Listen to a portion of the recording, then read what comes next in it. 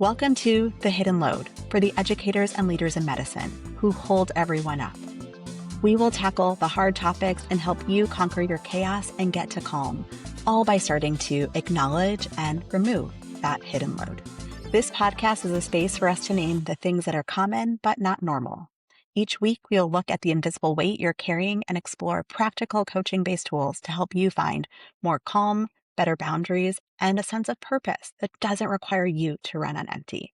I'm so glad that you've carved time out for yourself today. Let's get into the episode. Welcome back to The Hidden Load. I am Dr. Santina or Tina Wheat. Usually, we talk about the hidden load within the walls of a hospital or of a residency program. But today, we are stepping into the world of private practice and multidisciplinary care. Our guest today is Dr. Maria Sokolina. She is a powerhouse in the world of Airway Health and dental sleep medicine. She is the founder of Harmony Dental Arts, a diplomat of the American Academy of Dental Sleep Medicine, and an author. But more importantly for our conversation today, she is a leader who has navigated the invisible pressures of running a practice while also trying to change the way that we think about breathing and health. Maria, I'm so glad you're here. Welcome to the show. Thank you very much. It's really generous introduction, and I really appreciate being here. I am so amazed by your background, having been born in Russia, trained in medical school before dental school, traveled to the Galapagos and Ethiopia to be able to study evolutionary biology, which is so amazing. And I hope to get to that myself one day. But how did this global medical first perspective lead you to focus on the hidden epidemic of airway health? You know, I usually say it's a start from fear. I find the fear a very kind of a moving force for me personally. Like, to get to the short version of that story, I was really scared what I do for people will fail. I guess my level of confidence in the beginning of my clinical career was very low. Maybe because I really like to see the results, and then I'm gonna, will believe it's true, or it's, like I have a very low trust, maybe due to that turbulent history what I have. So I had that fear that it's gonna fail. And because of that, I really was exploring the specialties or questioning the treatment plans or questioning the information I was taught in a dental school. So through failures, I learned what if I just do beautiful restoration, but I don't pay attention to, forces, they're going to fail. Then I put the teeth in, they might fail. Like, I don't want to get into technicality of that. All of a sudden, I realize what my patients grind and apply such a huge forces on the restoration I put in or on a setup of the teeth I, position orthodontically, because they cannot sleep and breathe in a proper way. They're applying the load to actually breathe at night. So that's how I get into dental sleep medicine, and it was 15 years ago. And then I realized, oh my God, I have a root cause. Now I can logically build my treatment plan. I can logically do things. If I'm going to protect that from that invisible forces, I can actually admire my high, skyscraper or, whatever I build for patients in the mouth. So it was, that was fear, or maybe a desire to create something long lasting for my patients. That is absolutely amazing. And I love that story. I think that so many people can relate to this feeling of feeling the fear of not doing a good enough job, of not making enough of a difference for their patients. I definitely know that I have that fear of, am I going to miss something? Am I not going to have the right treatment plan? Am I not going to do this? But what an amazing story to be able to build something positive out of that thing that often weighs so many of us down. That's so inspirational. So tell me, you proposed the idea of behind the smile, the reality of running a practice. And in my world, I feel like the hidden load is often some of the things that are happening behind the scenes, the administrative red tape. And in your world, you were a business owner in addition to being a lead clinician. What does that look like on an everyday basis for you? What do you actually feel for that load? Heard that phrase, what actually doing dentistry or practicing medicine, that's the easiest part. Everything would come with it. That's the hardest part. Or another expression, your stuff can make you or break you.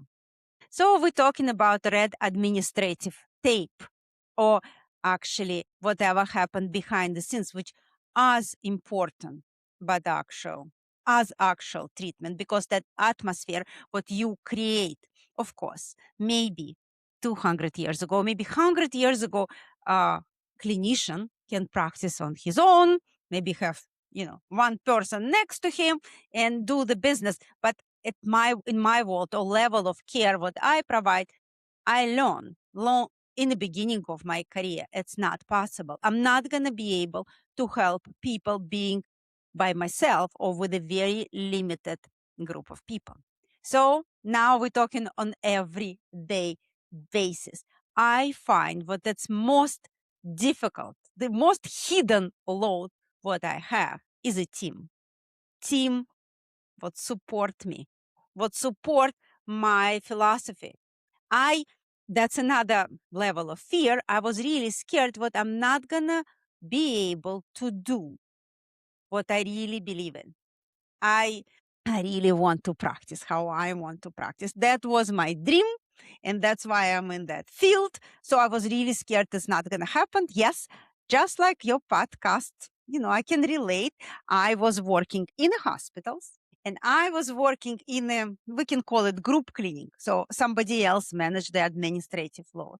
But at that time, level of my unhappiness was not in a hospital. Hospital I love. It was my residency program. So, I really like what um, responsibility was on my attending shoulders. But when I joined the group clinic and I was that was my responsibility, even though I didn't carry administrative load, practice in the environment, I did not feel comfortable practicing, dentistry or medicine. In my case, it's both.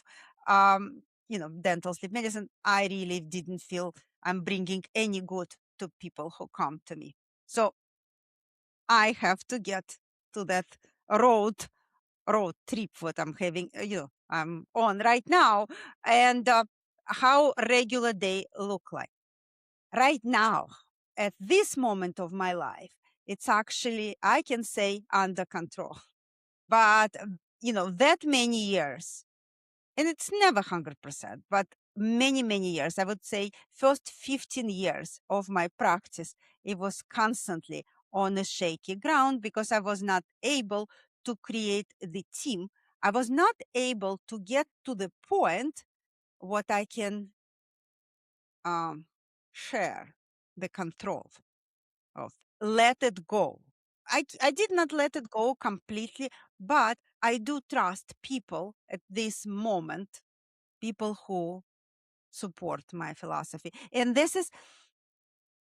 I know that feeling, and that's for doctors, either they, even in a hospital or in private practice or in a clinic, even in that environment, we're wearing a lot of hats. And we have so much responsibility, what it's applied on every single area of our life or, professional life. Yes. So that was a big revelation. I read a lot of business books and I learned about the system what I have to create to be able to let it go at least a little bit or to trust the system, to create multi-level system. I think that's very important for private practice. Hard to say for people who work in a hospital because I think they go into that system where they can, that ladder or hierarchy already created. And they just have to select the right people who they can trust. But for the private practice, you have to find those people, hire those people, train them according to your principles, and then let it go. So I find it challenging, but if I can ever recommend to young doctor, how to act, I would start with that principle. So that's the end goal That's what you want to create, what your uh, car, your mechanism work without you, and that should be the goal. That's gonna give you the joy of practice, joy of practicing, joy of coming to work and create something with your brain or with your hands, whatever you do. So that's There my is so much that I just want to unpack there that I absolutely love. So first, you were talking about the challenges of being in a group practice where you weren't really in control. And if I can sort of put words into your mouth, when you're in those group practices, you don't have the autonomy to be able to practice how you want to. You're following somebody else's instructions, right? And so then you decided to go out on your own, which there was fear of that because you had to do something that was different. And then you had to be able to share your vision, which meant that you had to find people that would be able to understand and support your philosophy that you were sharing with them.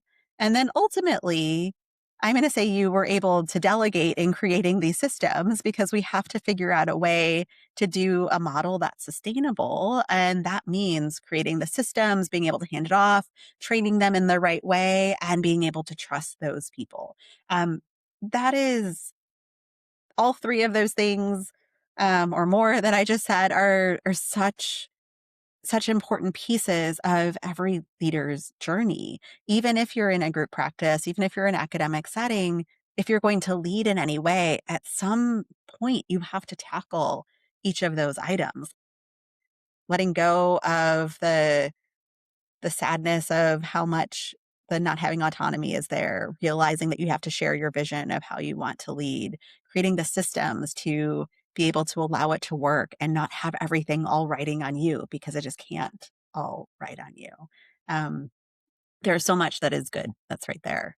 So tell me a little bit, um, in addition to managing these teams that you have to have in order to make your practice run, you're thinking about your patients too. And it's difficult for many of us to switch off at the end of the day, to stop thinking about those patients. Can you give us an example of a patient case that maybe stayed with you, where that clinician part of your brain didn't want to turn off even after you turned off the lights in your practice that day? or in the beginning of my career, I can I was not able to imagine to switch the light off. Like I would be praying on my drive home what I'm going to be able to fall asleep. Maybe that's part of why I, start interested in sleep, because I had a lot of problems myself with insomnia, because I would play with the case, what I would do better, how can I improve, like constantly off. I know there are some tragic cases, of course, tragic cases, what you just amazed if you can change the course of the human life with your knowledge or with your experience or with courage, actually, to be able to convince somebody to go into the different route. Like I put in my book, actually, those two stories what I put in a book, they happened with real people. One of my close friends fall asleep and did not wake up, and he was a heavy snorer. And mm, you know I suspect what he has sleep apnea, but he didn't want to listen and, have a sleep study. So he fell asleep and didn't wake up. He was my patient and my friend. So that was really tragic. And of course, I, loop that for the last 7 years. Then we had another even more amazing story that was also my patient, but in the same time, husband of my dental assistant, who also had a sleep apnea. And with him, I really encouraged him to do the sleep study, but he had cardiac arrest. And it happened in the morning. And luckily, she we have a CPR training every 2 years, and she was able to do the CPR and actually revive him. And I find that's amazing story. That's a happy story. Of course, you don't feel that terrible needle in the heart, like when you wake up at night and you feel like, oh, and now you're definitely not going to be able to go to sleep. But even on a smaller level, I think in our field we're dealing with people, and in some way we feel guilty or we feel we can do more. Oh yes, that's exist. But in the same time, I think with the experience, and that's actually my message to younger practitioners, it will get better. It will get better because you be able, like, intuitively, somebody somewhere gonna let you know how to prevent situation from happening. Like if you feel okay, in my field I can redo something before before the end of the procedure. I can do it better, and I'll just say, take a deep breath and just redo it. And then, I'm not gonna wake up at night killing myself with the guilt. So that's one story in my case, but also with experience, you learn how to see through the situation just to prevent something really unfortunate from happening, or you become more encouraging, or maybe in the same time with the experience you sound more confident and your words have a heavy weight and people actually listen. So that's a combination. Experiences Experience will it'll take years to get experience, but experience give a lot of benefits. I would never believe I get to that point, but yes, experience is great. It's a luxury. One of the things that I find to be really valuable is when you can take those personal stories and turn them into advocacy. You just mentioned the story of your friend who you died from, you believe, of sleep apnea. How did that help transition your professional advocacy, specifically around sleep medicine? Like sleep, I personally love stories. I'm crazy about the stories, but in the same way, I attend a lot of courses, and what I learn, what people get attached, emotionally attached to the story, not to scientific fact, not to the quality of research and amount of cases what you use to produce that result, but they get emotionally attached to the story. So in my advocacy, in particular way, I have several hot topic or favorite topic to my heart, oral systemic health, how dentist or dental practitioner can see many, many things in the mouth. That's one of the stories. Of course, I'm passionate about sleep. I have the luxury. I have that opportunity to listen to the patient story. People ask me how, as a dentist, I can listen to the patient story. But truth is, it's not, yes, we do the procedures, but if we do long procedures, most of the time I work, but my patient can share. And, during the appointment or before and after, I can find out so much because, as funny as it sounds, that part is part of the human body, but it's also attached to this specific person. And to provide the treatment, I have to understand that person. So I'm so eager to learn. And because I see patterns what repeat and repeat and repeat, I have that opportunity, love for stories and love for writing. So I can create my advocacy in the shape of book, in the shape of article, and people read it, and it's kind of like extension of they can listen to what I said, they can read in the different forms, they can visualize because I do produce some social media content related to the topics what close to my heart. And another thing, I'm trying to uncover a lot of hidden topics because science is not a closed book. So I'm trying to educate people about what I know in an entertaining kind of way. Absolutely. I want to go back a little bit to you running your practice and how that feels with your team.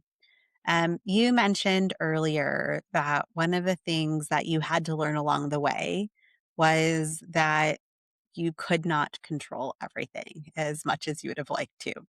What was the breaking point, excuse me, that forced you to start realizing that you had to trust your team or the managers in your clinic and share that load? You know, I'm going to talk about several points because I'm sure among your listeners, you have private practice or people who think about private practice. So, one thing early in my career, I had a case of, how to say, mistrust. Somebody stole huge amount of money from the practice. But that time, I was so confident what I control everything. Like you not in the early beginning, you kind of, you know, like you already know your way and you think you audit this and you audit that and you audit this and you audit that. And I was so shocked. Then on a Memorial Day weekend, I received a letter of somebody admitting what she did. And she was doing that continuously through the year. And she was so, I have a weakness towards people who love organization. So she was so organized. And I really like her. And, she got a little baby. And, I support, my practice, not so huge. I have around 20 people, but every person in my practice is a star. So I'm attached. And this one, she was on a frontier. And I was thinking, I spent most of my time trying to check everything, trying to control everything. And I missed that. I was shocked. Of course, this money, I never saw those money again. And, God bless that person. I wish her best. So nothing happened with her either. So if somebody thinking what they can find justice, don't waste your time. So that's my another advice about that. That actually, it's negative example. It's negative answer to your question, what you can't control everything. So I realize doesn't matter what I do. It cannot happen. If I want to focus on my patients, I cannot focus on administrative load. And for me personally, I love the practical part of the practice. Some people like the business part, but even for them, that story, you know, you can't control. But then at certain point, I was always wondering about business coaching. I thought, okay, I made a mistake. I don't have a systems. I was able to miss huge amount. I'm going to hire a business coach. So I hire a business coach. Maybe I didn't make the right choice. I don't know. I learned a lot during that process. She brought great ideas, and maybe she brought that idea of creating the system, what I have a managers for the department. Maybe that was her idea. Or maybe it was a books what I was reading on the same topic in the same time. So I divide my practice into different departments, 4 departments, and I find, in even, for some practices, they don't have to be big, but you can still divide and find, designated person in charge of that department, designated person in charge of that department. And when you give people responsibilities or like you promote them into leaders, even they don't have a big team. It doesn't matter. That changed them inside. That I learned. I learned what just like wearing the different hat. But now they're director of the administrative department, director of the clinical department, director of the medical department. I don't know, director of hygiene department. Just that idea changed people. And I I start conducting the business meetings. I start doing it, like as a corporation, even though we're small. But that was a very positive experience. It didn't happen right away, but at certain point, with repetition, people like being in charge. People feel good about themselves. And I feel good. Just I admire that. Like It's amazing. like I see people who, you know, I hire people in the beginning of their career, but they've been with me and they grew, and now they're in charge of that department. And they say, "I'm going to change this in my department. I'm going to do this in my department." Maybe I'm not, you know, in the beginning I have to change myself because yes, I have my ego and it's my practice. And I sign the paycheck, but it doesn't matter. If I'm going to do that, then I'm going to keep going through the same loop over and over again. And, so I realize I can't control everything. I have to give,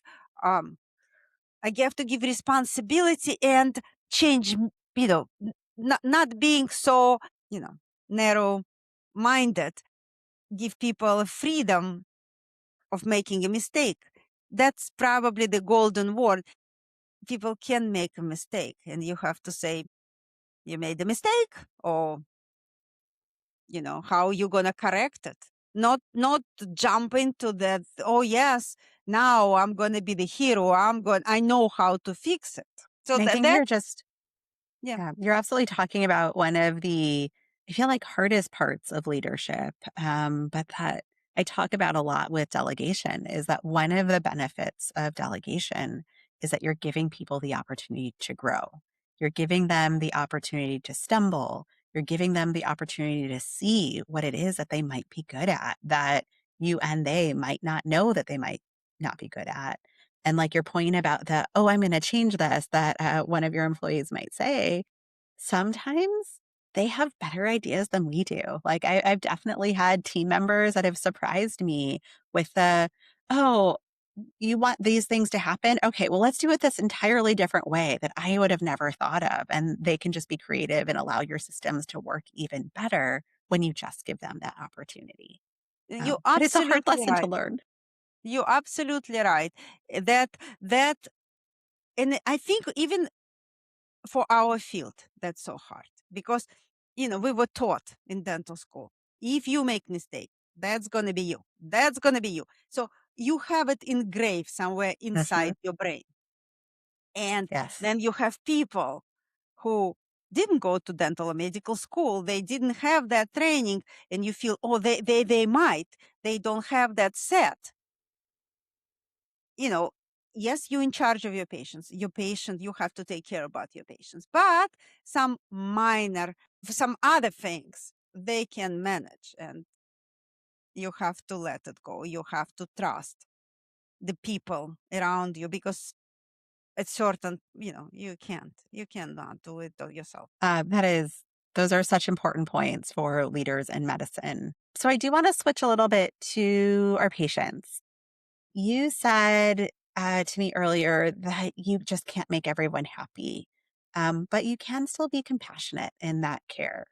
Can you tell us a little bit about how you draw the line when a staff member, or really in this case, a patient, is unhappy? How do you keep your compassion without letting that dissatisfaction that they have become your hidden load?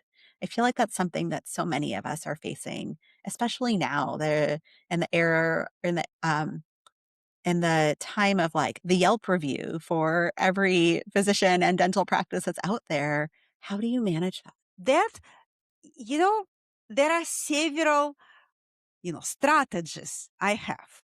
Yes, of course.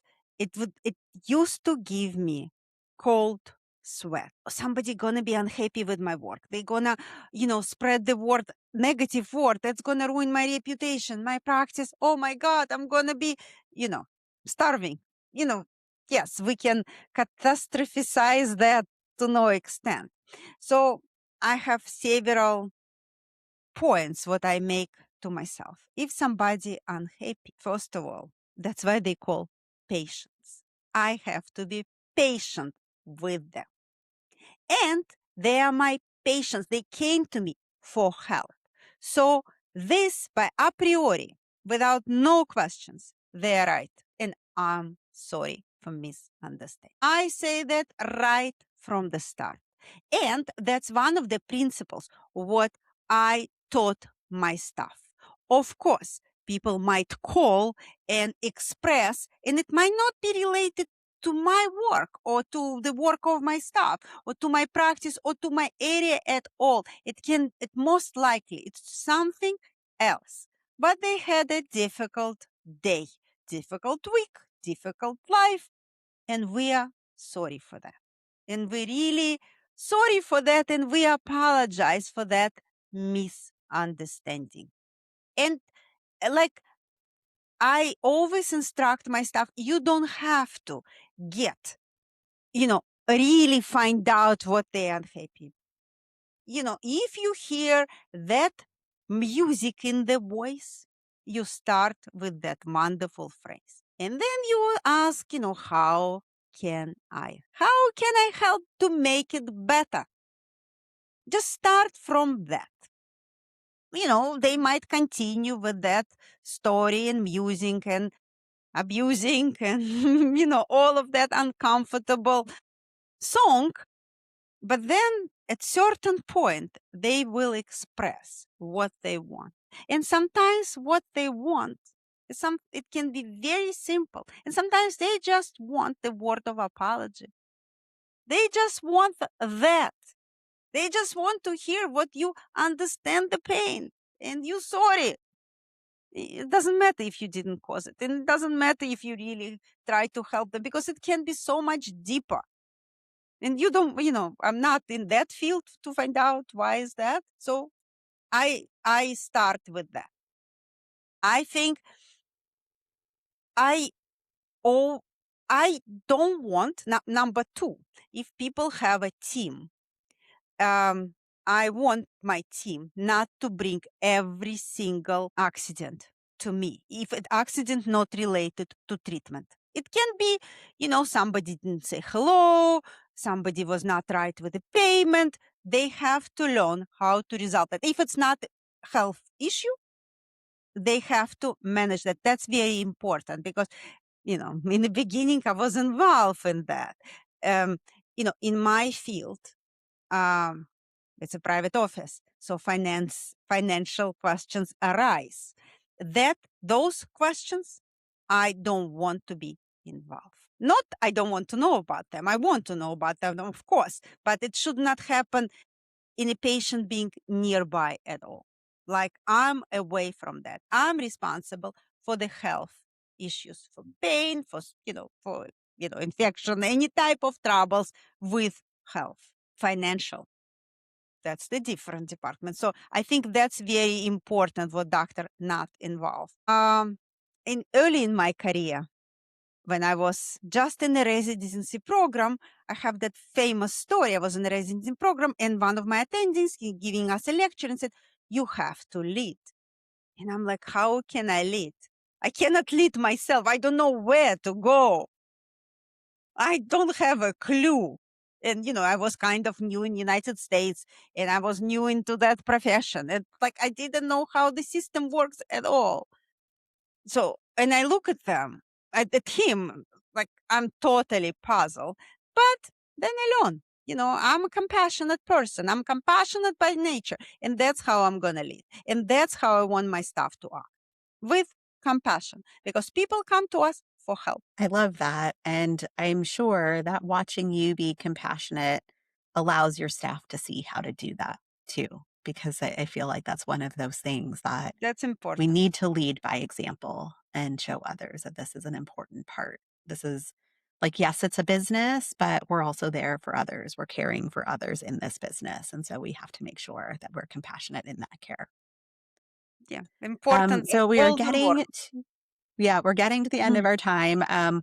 Is is there one thing that you wish that you would have really learned earlier that you would give as advice to somebody that's considering starting a private practice or considering taking a medical director role where they might be in the setting where it might be like they're doing their own mini private practice?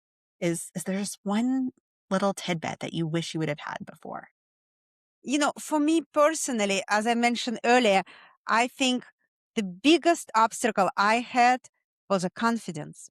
Like for me, confidence come with experience. So, if you don't have experience, you don't have confidence, but it will come. You're going to start and, confidence, all right. Another one, what you mentioned, several times, leadership with compassion. We're dealing with people in the medical field, either our employees or our patients. You have to be compassionate. You have to set the rules. You have to follow those rules every day, and you have to lead by example. All of it true. And from me personally, I we don't have business education in a dental school or medical school. Yes, some people come with the previous business experience. Some people take MBA. My recommendation, I didn't do, I didn't have both. I was reading business books. I think that's very valuable on a different level. It's not necessary, it's not nitty gritty business, but there are a lot of books what business owner or leader can read and learn and use, uh, those stories, and they're gonna help to lead, you know, they're going to help in that journey, either private practice or medical director role. And right now, besides the books, we have, Instagram, we have a social media, we have um, YouTube videos. Like, for example, I like stories, so I like Story Brand by Donald Miller. I find that useful for me. I like the marketing part of the business. That's very important, which I didn't have a clue when I just started. So marketing, like you have to educate yourself all the time. And I think it's much easier now than it was, X amount of years ago when I started. So, we have to constantly educate ourselves. And it's going to be some areas, and that's very important, and it's really hard for me to accept what science is not a closed book and life is full of surprises and only change is permanent. That very hard concept for me to accept. Like, I feel sometimes, okay, I'm done this, now it's going to be failure proof. No, it will not. Such an important point. And I don't want us to forget to mention, you mentioned books in there. You yourself are writing a book and it's called Breathless. In it, you are talking about the importance of mentorship, excuse me. Can you share with me why you think having a mentor or a collaborative circle can be the antidote to isolation, especially if you're in a That situation like private practice? that's such a topic so close to my heart. For many reasons, of course. As an immigrant, I imagine. I'm very imaginative person, so I imagine what when I arrive to United States, I'm gonna meet a mentor. For example, an NYU dental school, somebody who I'm just gonna follow. I'm gonna follow. I'm gonna improve my English. I'm gonna understand how it works here in United States. No, it did not happen. I had a lot of faculty members, but I had somehow close or not so close connection with them. But, you know, mentorship did not happen, or it was a mentorship as I imagined that. So that's very important. Then I got into residency program, and that I absolutely love. I love the level of mentorship I got there, but it was not the mentorship still, what I imagined. And then I said to myself, I'm going to find the employer and I'm going to work for somebody. So I'm going to learn from that person on everyday basis. He's going to, or she going to practice next to me, and I'm just going to absorb all the best practices. That didn't happen either. Because actually, when I was writing my book, or even before, I realized such a diverse profession as we choose medicine or dentistry and business, there are so many people who must be your mentors. And it just like a college or medical school, you learn from multiple people and you learn from your patients on everyday basis. So one mentor does not exist. If somebody dreaming of getting one mentor, or how it happened in academia, I know it happened that way in academia, you're limiting yourself because it has to be more, because life is so diverse and challenges are so diverse. So that's number one. Don't limit yourself to one mentor constantly. Learn that subject from that person, that subject from that person. And it's very important, or at least I reflected in my book, if you have colleagues who kind of on a parallel track with you, and you make an effort to meet those colleagues, mirroring your people who are going in a parallel route, that's the very good mentorship, because you're listening to their mistakes, they're listening to yours. You can change. You can change the course of action. You learn from that, or just by observation. Conversation is the best, but sometimes just observation. If somebody give the opportunity for you to listen to the story, that's a lot. So isolation, that's the straight road to burnout. That's like you get on a highway and just driving, make an effort. Like I put it in a book, but it's true story. But I have a colleague, I have a friend. We meet once a year for dinner, in New York restaurant. We have that tradition and we follow it. Yes, I make an effort. I make a reservation. I arrange the date. I do that. She's important to me. That's, and I have some other colleagues who we have a tradition to connect over the phone. And I have a podcast just like you. And I interview a lot of my friends and colleagues, and I learn from them, and I share with my audience, they experience and they, successes and failures. And I learn that way. That's the wonderful way. So, number one, don't stay silo. I know life is very busy and people have families, but just family and work without any other outlets, that's the road to burnout as well. So that's my recommendation, to make an effort and connect with wonderful people like you. Podcast is a great way. Listening to the podcast, that's a great mentorship. I love that. You just put it in the ears and you have your life lesson, and you learn, from Santina or from me, or, from many other clinicians who sincerely share their story. I love that. The mentors above you, the peer mentors, the mentors that maybe you don't know that can still make an impact. And you're right. That's absolutely why I started this podcast, was I wanted others to know that many of these experiences we feel like we're going through alone, but we're not going through alone. Somebody else is doing them right next to us. We just don't know because they're not necessarily talking about it. Maria, I have really enjoyed having you on today. I feel like I could keep talking to you forever. If my listeners would like to find you, how do they do that? I have a website, drmariasokolina.com, but I'm on the social media under my name, Dr. Maria Sokolina. I have a Facebook group, Sleep Apnea Snoring Breathing Help. I have a YouTube channel. I'm on a LinkedIn under my name, and my book called Breathless, where I share, sleep, breathing, and business experience through the story, family story, medical mystery, where I try to uncover modern life challenges and how they really detrimentally affect our health. But then I put some other moments inside of the story, like we talk about mentorship and business and building a practice and challenges. So I would be very happy if your listeners show me the reaction on my book Breathless. It's going to be released in end of June. And if that book gonna help them to see the world a little bit different, I'm gonna be thrilled. So thank you for that opportunity. I really enjoy our conversation.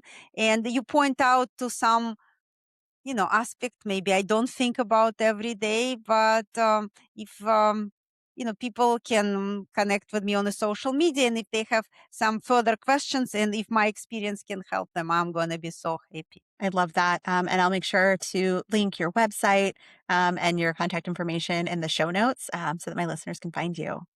To my listeners, I'm so glad that you came today. And remember, leadership does not mean carrying the weight alone. It means building the structure and the systems that allows everyone, including you, to breathe a little easier, literally and figuratively. Thanks again for joining me. This has been another episode of The Hidden Load, and I look forward to seeing you next time. Thank you for listening to The Hidden Load. If today's conversation spoke to you, I would love for you to share it with a colleague who might need to hear it too.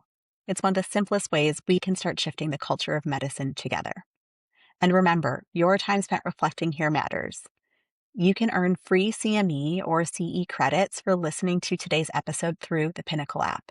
You'll find that link in the show notes. If you are looking for one-on-one coaching support or want to dive deeper into the resources we discussed today, let's connect. You can find information on how to reach me in the show notes.